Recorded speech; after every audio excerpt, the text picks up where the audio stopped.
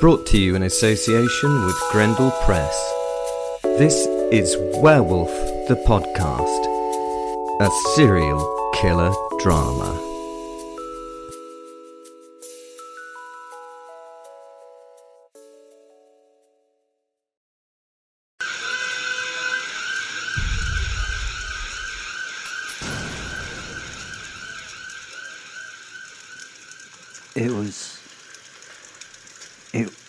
It was all burning. The fire leapt into the night sky as the flames were reflected in the black waters of the canal as we watched it burn. My home was burning. My warehouse home was burning. Everything was burning. I was the things in that building, and it was burning. My cars, my art, my beautiful things were burning, and I felt it in my soul, which was burning. Embers lifted into the sky as 4 fire tenders doused the site. Sirens blared and the police held back the crowd gathering to watch the destruction. They were speaking over loud hailers. I cried. I cried real tears as my life was torn apart by whoever had done this. I assumed I'd get to tear them apart. For a start, there would be a world of hurt on the city streets tonight. A few hours earlier. Boss. Malcolm, my erstwhile slaving servant, was phoning me from home at a very inopportune time to bother me. I was mixing it up with the police force and having a fucking wonderful time making these people suffer. I was having the besterest fun doing this shit. So I replied gracefully and delicately, "Fucking what, Malcolm? What the fuck do you want? There better be some serious shit going on, or you're in fucking something." Malcolm has been spoken about in past episodes in detail. He's my personal paedophilic pushover. He does all that shit that needs to be done for me in Manchester. It's normally a very serious situation when he phones, as he knows what happens if he wastes my very, very precious time. Text is usually his method of communication. I somewhat calmed down and tried to focus on the conversation. Okay. I'm breathing, I'm listening, this better be good or fucking terrible, Malcolm, because I'm like proper fuming at this moment. I think that it's very important. You know the cufflinks you made from that vampire blood goddess thingy person's canines? Oh, fuck off, Malcolm, what happened?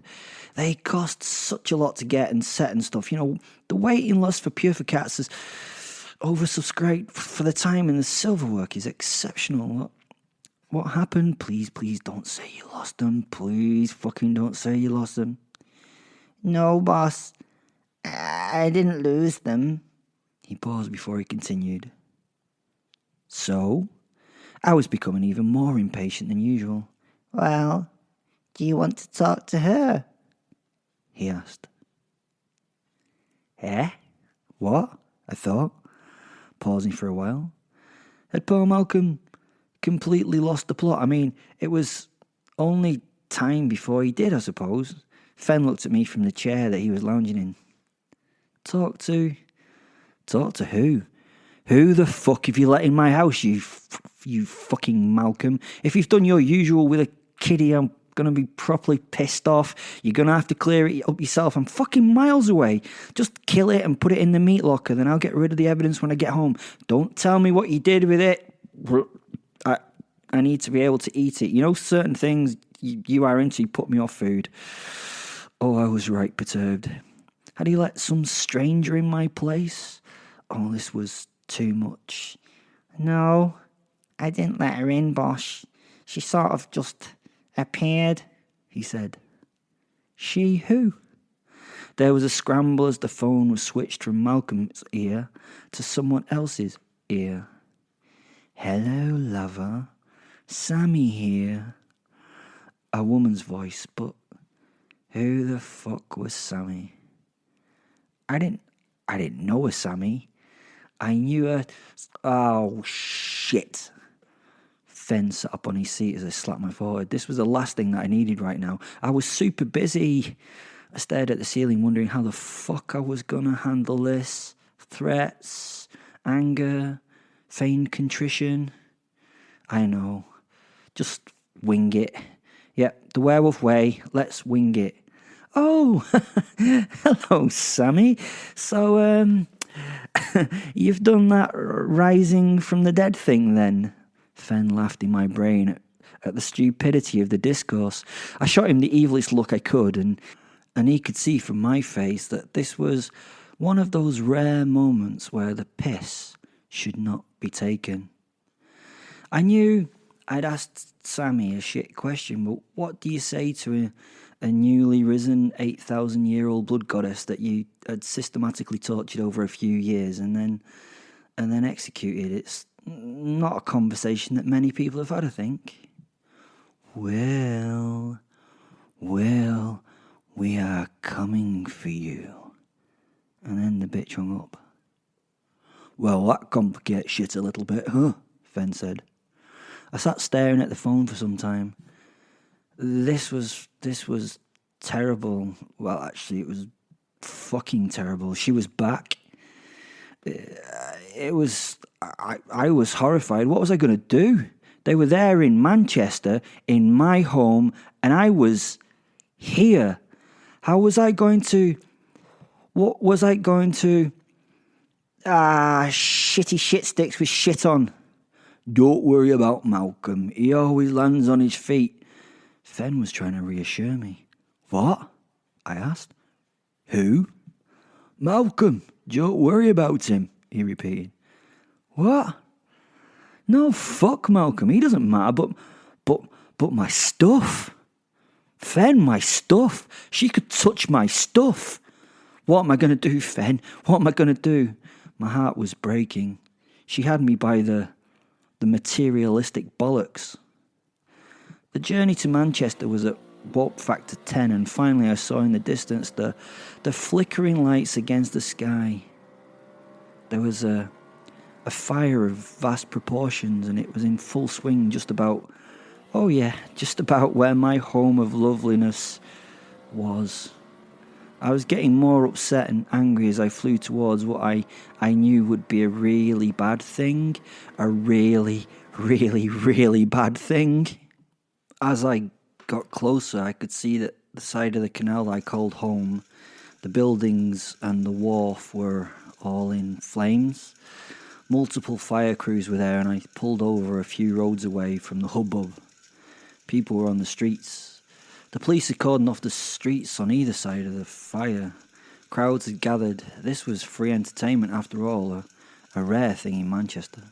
I wandered along the road, head down and hands stuffed deep into my pockets towards the two officers who were standing before the gateway to the access road to my home.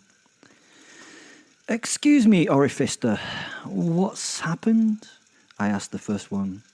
He was super young and still had some growing into his uniform and ears to do. There's been a bit of a fire, pal, was his witty, smiling retort. Well, he would go far in the police with his patronising sense of humour as long as I didn't rip his head off and shit down his neck right now, which was the beatific image in my head after his cunty reply. I struggled to give a fake laugh as the older of the two started to speak after giving the other a knowing smile and a slightly admonishing shake of the head. The boy gave an understanding nod and turned and walked away a little. Don't mind PC Harrison, sir. He's new to this. Standing around in the cold and he's not liking it. He's being a little testy. There are a few warehouses that have gone up on the dock. Definitely arson. Definitely an insurance job in my experience. So much accelerant, if you know what I mean. I mean petrol. That's accelerant's a posh word for petrol. He winked at the younger cop, who obviously knew that using the word accelerant was very, very sort of, I don't know, good. Yes, sir. So much accelerant that it is an open and closed case, in my opinion. Do you know anything about it, sir? He smirked. Yeah, I do, actually. I burnt it down, officer, I said as I offered my wrists for the cuffs. Now, them being dumb fuckers stood open-mouthed for a moment, not really knowing what to say. Had I just admitted my guilt? I smiled and laughed. They realised I was winding them up at fucking last and laughed along with me. Very good, sir. Very good. Hey, Arthur, you almost had me there. The older police officer laughed. Any of it been saved? I asked. Don't think so, sir. Whoever did it knew what they were doing. I imagine it'll be cheap land for sale pretty soon, though. I nodded.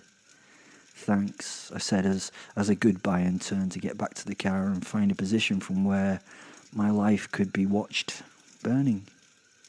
I would at least be able to enjoy my life, my loss, as it wasted away in its fiery, beautiful death.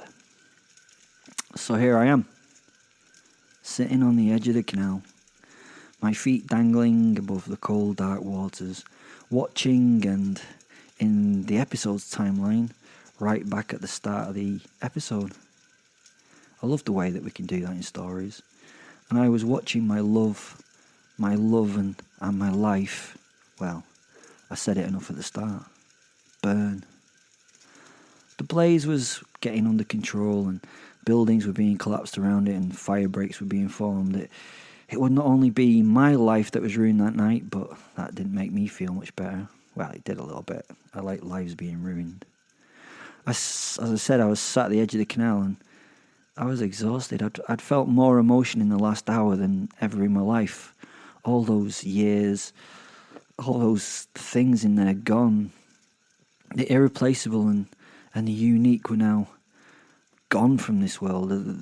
The world would pay, and the blood-sucking brother fucker would be next on my to-do list. They would be gone. I would get them gone after a few hours of torture and ultra-violence committed on some poor people in the area who'd done nothing, had caused nothing, but Fen stood behind me, an invisible shield wrapping his body around me. He was comforting. He was always there, and he knew I need him. I needed him. He was always there for me. And then, Hello.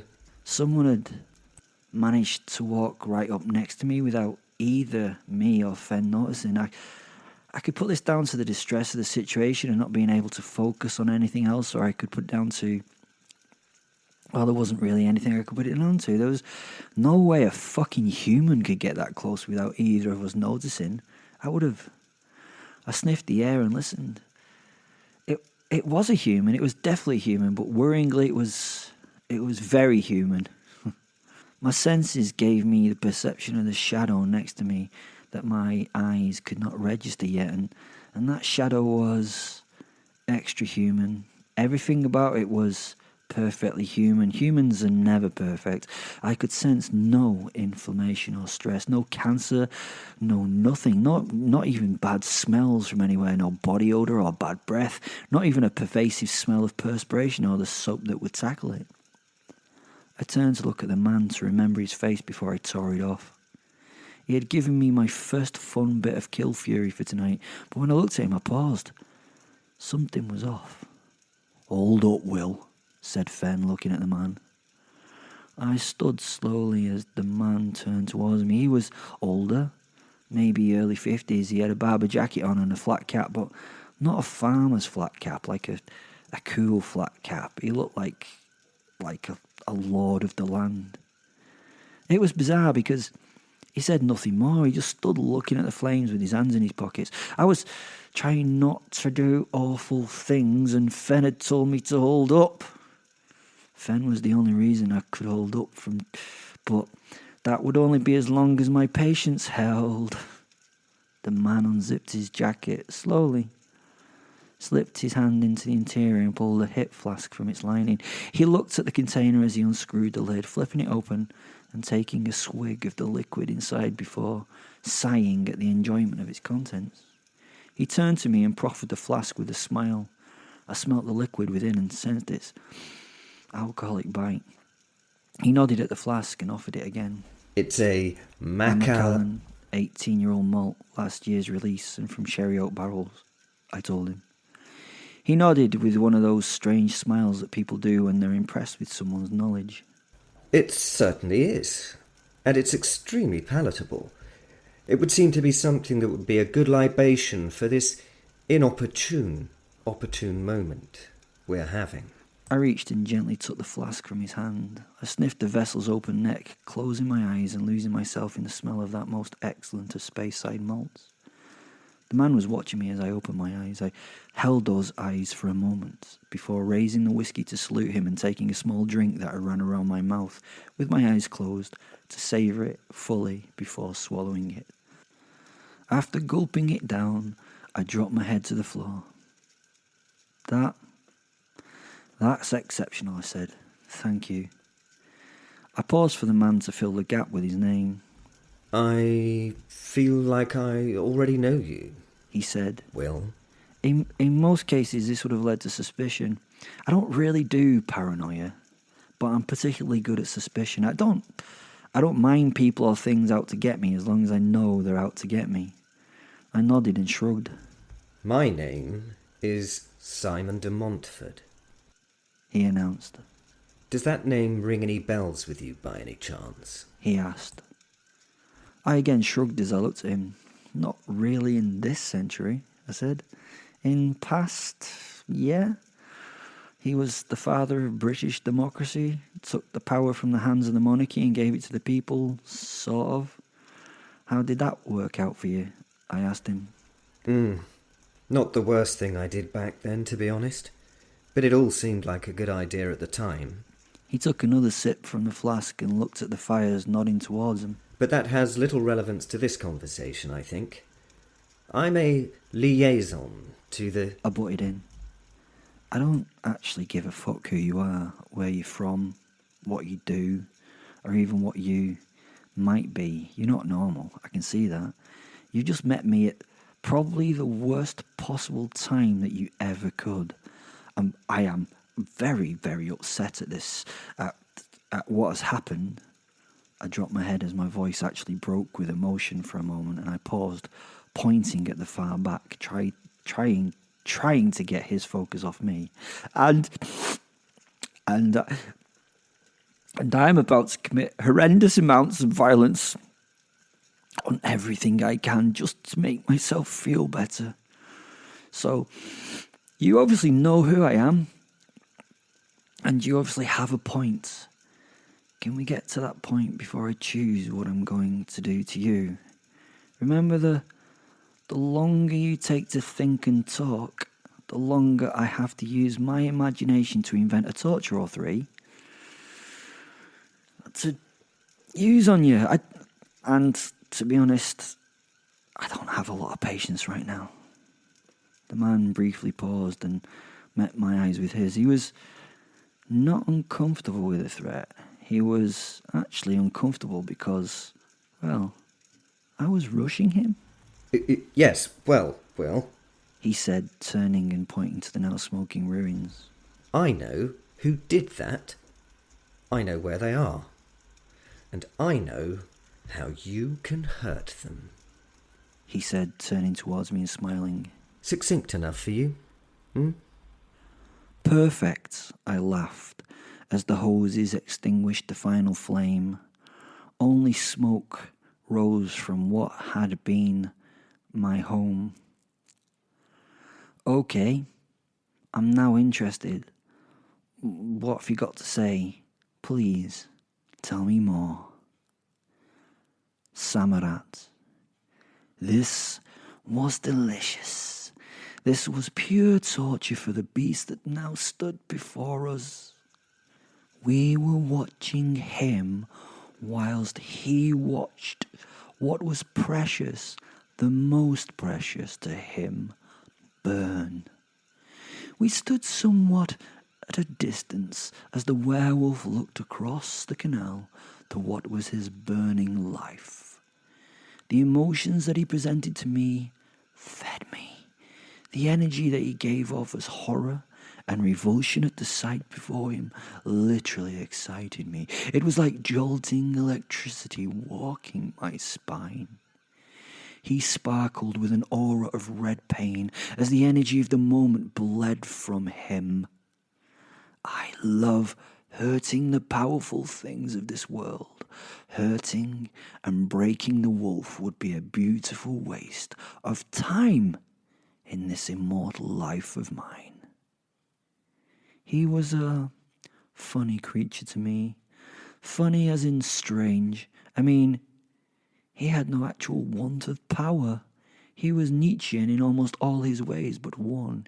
He needed no more power. He had enough. He lived, strangely, for things, and removing those things would be the worst possible trick I could undertake. I would destroy all that he loved in that one night.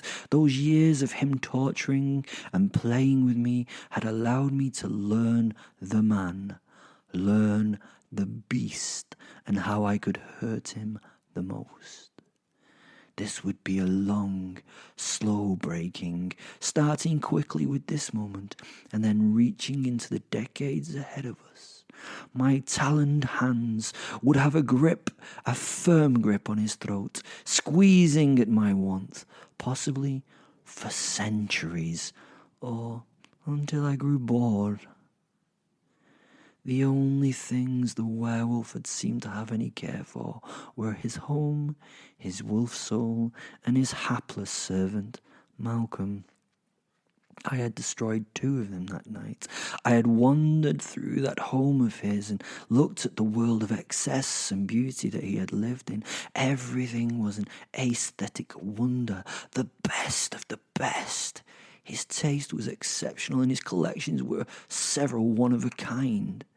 His walls were full of the great master's paintings that had disappeared from history. The wines of his cellar were a sommelier's dream. His whiskey collection was 2 rooms and of the finest of the finest.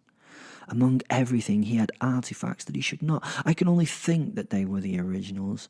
A beast like this, would not accept a copy. In one room, he had some documents on display in a specialized set of cabinets, I assume for their protection. There was the Magna Carta.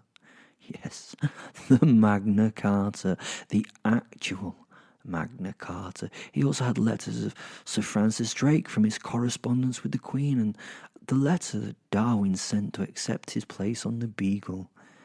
They would be gone. I would take them from this world. I took great, almost sexual joy in smashing that cabinet and tearing its contents to tatters. My history was being unburied at this moment and exploited. My homeland was being ruined, so I would tear and burn these historical documents as a down payment on my revenge, and I would enjoy it. The furnishings of his home were those created by the best craftsmen of history, an eclectic mix of styles and eras. It really should have been a clashing barrage of uncoordinated chaos, but no. It was a home of exquisite perfection, and I could see that it was so loved and maintained, not by its owner, but by a worshipping slave, Will himself. I wandered his home and stroked, caressed, and thoroughly enjoyed what would be the last time anyone did any of this. At least, with my immortality, this moment would never be forgotten. His home, his cars, and his life would be gone in a few moments, and like those mortal lies that feed me when they're destroyed, this death of beauty would feed my innate passions. After the final tour of my enemy's home, I wandered through to the largest reception room where his Malcolm knelt in restrained silence, sobbing.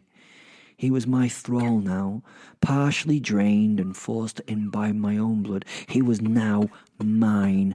I owned him. He was a slave to me and would never be his past master's property again. I know Will had owned him for some reason, and that Malcolm was an important possession of his, as the man did all the work that Will and Fen did not want to do. He no longer had that possession. I did. I think the state I had Malcolm in now was much worse for Will than if I'd killed him. I now owned Will's property. Malcolm, the holder of many of his secrets.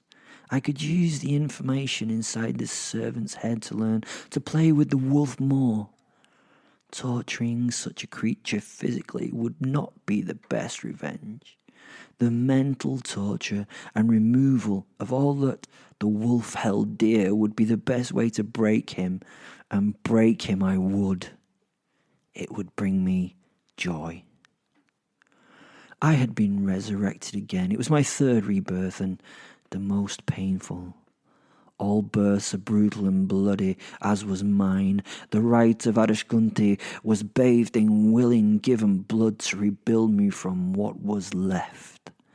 My spirit had been shredded in the ethereal plane in order for its return back onto this physical plane. My son was the architect of my rebirth. He had been accidentally released from his stony prison by fools foraging for glory. They had not got that glory. They had got their souls taken by the greater glory of him alone. He had then swept across the old world to me, taking the energy and life vitality from those in his path. He had crashed this island's shores with so much energy, that the skies had been rent by the most potent storms for decades. He was so strong, but so raw that he could only be quelled with my guidance. My boy, my perfect boy, was here again. He stood next to the wreckage of the human, now knelt on the floor, and he was the most beautiful thing I had ever known.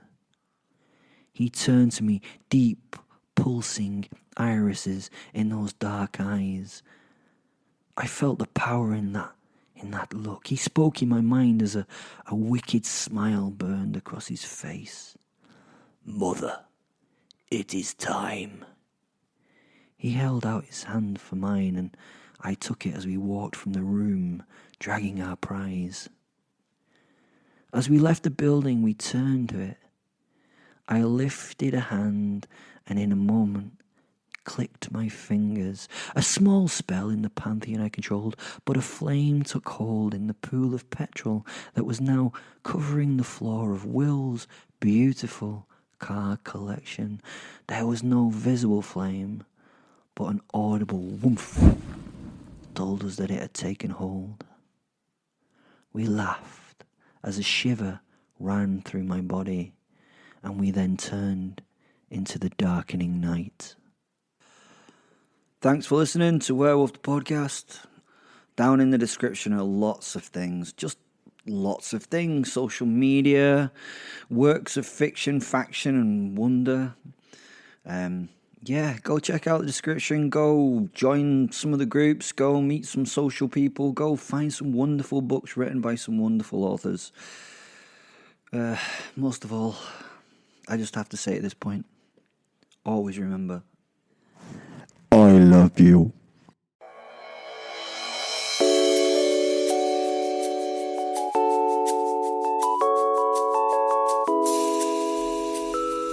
Brought to you in association with Grendel Press. This is Werewolf the Podcast. a serial killer drama.